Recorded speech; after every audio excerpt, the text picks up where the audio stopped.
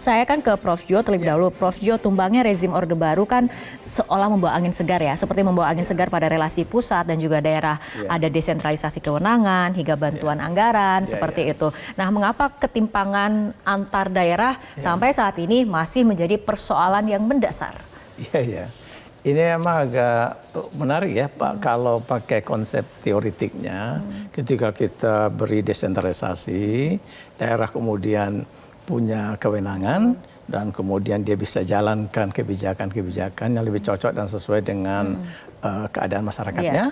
Dengan begitu dia tahu persis mengadres apa yang menjadi kebutuhan masyarakat. Idealnya seperti itu? Iya, jadi dia bisa, masa butuh apa nih? Butuh pasar, butuh sekolah, butuh puskesmas. Nah, persoalan kita sebetulnya dalam konteks otonomi daerah ini terkait dengan kapasitas fiskal.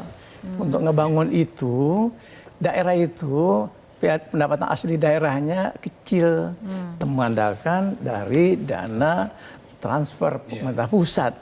Nah, celakanya pusat ini dana transfer yang ke daerah itu sekitar paling banyak 30% ya. Ya, 2/3 itu dipegang oleh pusat. Pusat itu satu unit ya.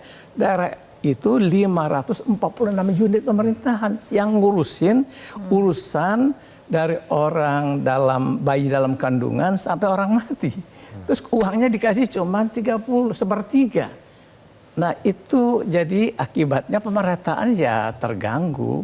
Tidak bisa dengan cepat dilakukan. Daerah-daerah yang cukup potensial seperti daerah di Jawa kan punya pendapatan yang lumayan, itu dia bisa develop. Ya, tetapi luar Jawa kayak Indonesia Timur itu kayak gitu-gitu aja. PAD-nya mungkin nggak sampai 10% dari komponen APBD-nya. Nah, itu dia menjadi persoalan. Jadi menurut saya strategi dalam pemerataan itu harus diperbaiki. Satu, perbaiki urusan-urusan pemerintahan yang kita mau serahkan. Nggak usah semuanya diserahkan kepada daerah itu banyak-banyak ya kan. Nah, ini 32 urusan pemerintahan. Uangnya tidak kita kasih secara cukup gitu ya. Nah, jadi yang kedua baru strategi keuangannya. Pusat kalau sudah desentralisasi, maka urusan-urusan itu kan sudah di tangan daerah. Pusat bikin regulasi, lakukan pengawasan.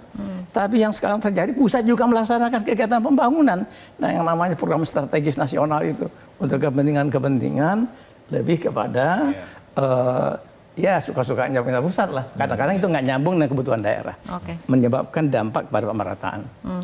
Jelajahi cara baru mendapatkan informasi. Download Metro TV Extend sekarang.